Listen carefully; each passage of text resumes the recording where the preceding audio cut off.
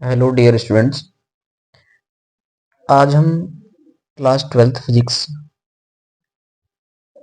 Ray optics का एक important topic simple microscope आज इसको देखने वाले हैं। इसकी कंस्ट्रक्शन, इसके मैग्निफिकेशन पावर, सब कुछ देखना है। तो एग्जाम पॉइंट ऑफ व्यू से बहुत इम्पोर्टेंट है ये माइक्रोस्कोप और टेलीस्कोप। तो आज हम देखते हैं जरा इसको। ये आज हम करने वाले सिंपल माइक्रोस्कोप। तो सिंपल माइक्रोस्कोप क्या है? सिंपल माइक्रोस्कोप एक ऑप्टिकल इंस्ट्रूमेंट है जो किसी छोटी सी ऑब्जेक्ट को बड़ा करके दिखाता है। ये कुछ भी नहीं, ये एक कॉन्वेक्स लेंस होता है। जब आप देखते हैं ना कॉन्वेक्स लेंस को ऊपर ऐसे एडजस्ट करके, तो किसी भी बुक वगैरह के उसके जो लेटर्स हैं वो बड़े दिखाई देते हैं, तो वही सिंपल माइक्रोस्कोप है। एक सिंपल कॉन्वेक्स लेंस को यूज करके जब किसी छोटी ऑब्जेक्ट को बड़ा करके देखा जाता है। तो अब हमें डेफिनेशन लिखी हुई कि simple microscope is an optical instrument that use single convex lens. एक ही सिंगल कॉन्वेक्स लेंस का यूज करके to produce a virtual erect, एक वर्चुअल और इरेक्ट एंड मैग्नीफाइड इमेज देता है जब किसी ऑब्जेक्ट को इसके पास लाया जाता है। तो ये डेफिनेशन में लिखा हुआ है। तो अब हम इसकी कंस्ट्रक्शन को देखते हैं। चलिए, सबसे पहले हमारे पास एक ये कॉन्वेक्स लेंस हम ले लेते हैं। ये है आपके पास एक कॉन्वेक्स लेंस, और इस कॉन्वेक्स लेंस का ये है प्रिंसिपल एक्सिस। ये है प्रिंसिपल एक्सिस। तो ये इसका ऑप्टिकल सेंटर है, जिसको मैं ओ कह देता हूं। ऑप्टिकल सेंटर है ओ। तो इस लेंस के दो फोकस होंगे। एक फोकस होगा आपके पास यहाँ, यहाँ को मान लेते हैं फोकस F1। एक फोकस यहाँ से यहाँ की तरफ होगा, इसका फोकस हम यहाँ मान लेते हैं F2। अब हमें लेंस का एक केस हमें याद होगा कि जब हम किसी ऑब्जेक्ट की वर्चुअल और इरेक्ट इमेज बनानी होती है, तो हम ऑब्जेक्ट को कहां प्लेस करते हैं? फोकस और ऑप्टिकल सेंटर के बीच में। तो अब हमें ऑब्जेक्ट को फोकस और ऑप्टिकल सेंटर के बीच में प्लेस करना पड़ेगा। तो हमने रख दिया, ऑब्जेक्ट है आपके पास ए और बी, हमने इसको रख दिया फोकस और ऑप्टिकल सेंटर के बीच में। ये है हमारी ऑब्जेक्ट। अब इससे लाइट रे निकलती है कुछ, तो हमने ये लाइट रे मान ली जो कि आफ्टर रिफ्रैक्शन ये जाएगी कहां पर? फोकस से होती हुई।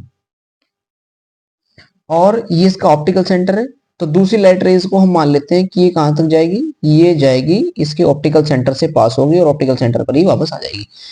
तो अब हम, कोई ऑब्जर्वर है, कोई ऑब्जर्वर देख रहा है यहाँ से, ये ऑब्जर्वर है कोई, ये देख रहा है यहाँ से।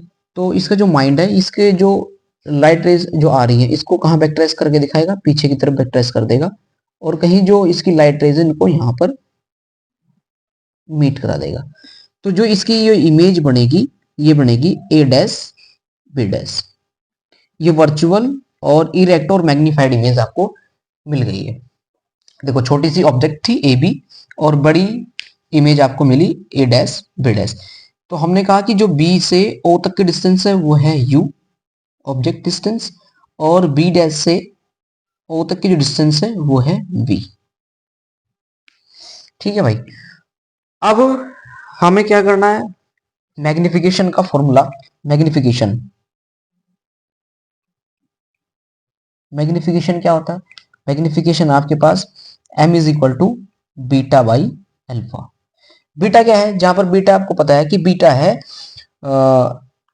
Angle subtended bye image and angle subtended by the object. तो ये रेशो होता है इसका। तो मैं लिख भी देता हूं कि वेयर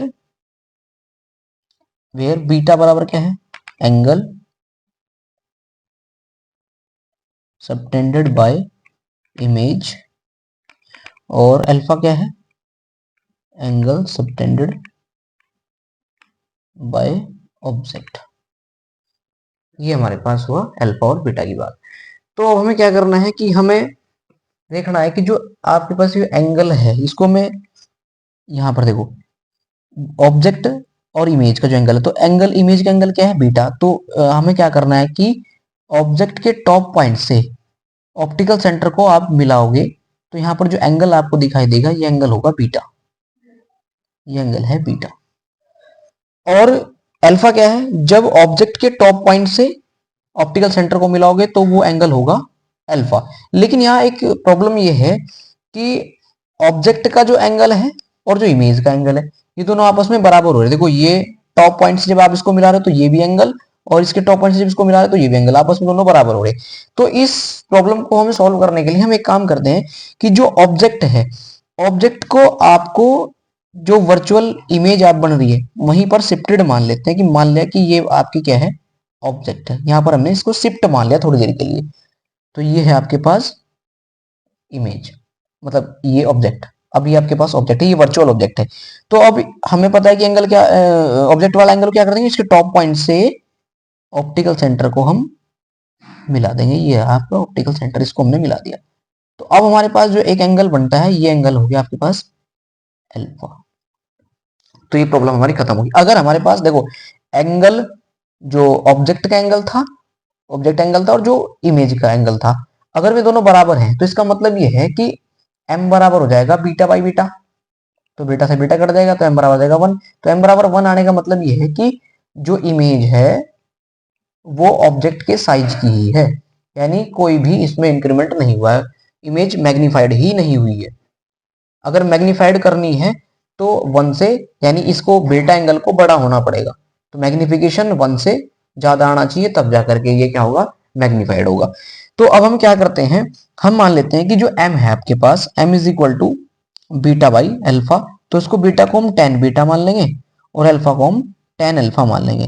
तो अल्फा बीटा, टेन अल्फा और टेन बीटा मानने का कारण ये है कि जो फॉर्मूला आएगा मैग्निफिकेशन का वो डिस्टेंस फॉर्मेट में आ जाएगा। तो इस वजह से हम टेन बीटा और टेन अल्फा मान ले रहे हैं। और इसका कारण ये भी है कि जो एंगल है, जो विजुअल एंगल है, आंख से जो बनने वाला एंगल है, ये बहुत छोटा होता है। छोटा होने की वजह से उसको टेन बीटा और टेन अल्फा मान सकते हैं। तो अब हमें क्या करना है, अब हमें करना है कि भाई जो टेन बीटा है, टेन बीटा, अब ये देखना है कि ट्रायंगल किस किस में है। तो इन ट्रायंगल ए बी ओ, एक ये आपके पास ट्रायंगल, छोटा सा ट्रायंगल दिख रहा होगा आपको, A B O, triangle A B O. इस ट्रायंगल ए बी ओ में क्या देख रहे हैं हम कि जो आपके पास टेन बीटा है, टेन बीटा, तो टेन क्या होता है, परपेंडिकुलर अपॉन बेस। टेन होता है परपेंडिकुलर अपॉन बेस। तो परपेंडिकुलर क्या है इसमें, इसमें परपेंडिकुलर है ए बी और बेस क्या है इसमें, बी ओ, बेस है इसमें बी ओ। तो अब हमें ये बात पता है कि अब टेन टेन अल्फा निकालना है। तो टेन अल्फा किस ट्रायंगल में है, टेन अल्फा है। अब इसको मैं थोड़ी देर के लिए पॉइंट को एन पॉइंट मान लेता हूँ। टेन अल्फा, अल्फा ये वाला एंगल है, तो ये ट्रायंगल है एन बी डैश ओ। तो इन ट्रायंगल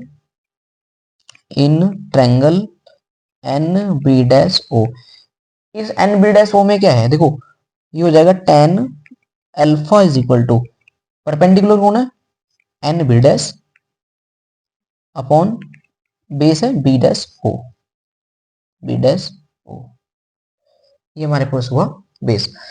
तो अब हमें क्या करना है भाई, हमें मैग्निफिकेशन के फॉर्मूले में रख देना है।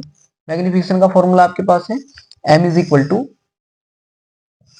हो जाएगा m बराबर टेन बीटा, ये हो गया A B upon B O और upon N B dash upon B dash O. तो हमें पता है कि जो इस एन बी डैश है और ए बी है, ये आपस में क्या दोनों बराबर है। तो मैं ये एन बी डैश और ए बी आपस में कट जाएगा, तो एम बराबर आ जाएगा B dash O upon B O. तो ये आपके पास मैग्निफिकेशन का फॉर्मूला। अब हमें पता है कि B dash O, B dash O क्या है, बी डैश ओ ये है यू, बी डैश ओ है यू। तो बी डैश ओ बराबर है यू और बी ओ बराबर क्या है, B O, sorry B dash O बराबर है वी और बी ओ बराबर है यू। तो यहाँ पर हम इसको रख देंगे। अब तो हम रख देना है क्या, m इज इक्वल टू हो जाएगा m बराबर हो गया minus V by minus U. तो अच्छा माइनस क्यों रखा, क्योंकि ये इधर की तरफ है, लेंस के लेफ्ट हैंड साइड में है, तो हम इसको माइनस में लेंगे। तो माइनस कट गया, तो m इज इक्वल टू आ गया आपके पास v बाई यू। तो मैग्निफिकेशन का फॉर्मूला आ गया ये आपके पास। अब हमें कुछ केस हमारे पास हैं, तो हम इस केस को भी देख लेते हैं जरा। केस क्या है, केस ये है कि first case, when image is formed at least distance of distinct vision, LDV। जब जो इमेज है हमारी वो कहाँ बनती हो, लीस्ट डिस्टेंस कौन है, d बराबर 25 सेंटीमीटर। जो आपके पास ये रही इमेज में, ये जो d ये है आपके पास d इज इक्वल टू 25। हमें कब सब स्पष्ट कब दिखाई देगा, क्लियर कब दिखाई देगा, जब d बराबर 25 डिस्टेंस पर हमारी इमेज बन रही होगी। तो हम क्या करेंगे, तो फॉर्मूला लगाएंगे 1/f is equal to 1/v minus 1/u। तो अब फॉर्मूले में v बाई यू है, तो हम यहाँ v बाई यू बनाने के लिए दोनों तरफ क्या कर देते हैं, v से मल्टीप्लाई कर देते हैं। तो v बाई एफ हो गया, यहाँ से हो गया v by v minus v by U. तो ये हो गया v by F is equal to हो जाएगा 1 माइनस, और v बाई यू की वैल्यू कितनी है m, तो ये हो गया v by F is equal to 1 minus के m। तो हम क्या करने वाले हैं, हम देखने वाले हैं कि भाई हमें m निकालना, तो ये हो जाएगा v अपॉन एफ माइनस 1 बराबर माइनस ऑफ m। अब v की वैल्यू जो क्या है, एल डी डी वी ने D V is equal to कितना है, d माइनस के d लेना है। तो इस जगह माइनस के d अपॉन एफ माइनस 1 बराबर माइनस m। तो माइनस कॉमन लेकर कट जाएगा, तो m बराबर यहाँ से फॉर्मूला आ जाएगा 1 प्लस डी बाई एफ। ये कब की बात है, जब आपके पास जो इमेज है वो एल डी डी वी पर बन रही हो। अब हमें बात करनी है कि जब इमेज हमारी कहाँ हो, when image, when number 2 case, when image is formed at infinity, जब इन्फिनिटी पर बनती हो तब का केस क्या होगा भाई। तो फॉर्मूला होगा 1/f is equal to 1/v minus 1/u। तो v इज इक्वल टू क्या हो जाएगा, इमेज कहाँ बननी हो, इन्फिनिटी पर, तो v is equal to infinity हो जाएगा और u इज इक्वल टू हो जाएगा f। तो ये हो जाएगा 1/f is equal to 1/u। तो हम क्या करेंगे, इस फॉर्मूले में वैल्यू रख देंगे जो फॉर्मूला भी आया था आपके पास, m इज इक्वल टू यहाँ से हो जाएगा, v की वैल्यू कितनी है, v बराबर आपके पास d है, ये आपको पता है। तो ये हो जाएगा d अपॉन u की जगह कितना रखना है, u की जगह रखना है f। तो ये जाएगा m is equal to D by F. जब इमेज कहाँ हो, जब इमेज इन्फिनिटी पर बननी हो, और दूसरे केस में क्या आता है, जब एलडीडीबी पर बननी हो। तो ये है आपके पास पूरा एक डेरिवेशन। तो उम्मीद है आपको समझ में आया होगा। तो ऐसे ही हम एक अब बचता है कंपाउंड माइक्रोस्कोप हमारे पास, तो कंपाउंड माइक्रोस्कोप भी हम देखेंगे नेक्स्ट वीडियो में। Thank you, bye bye.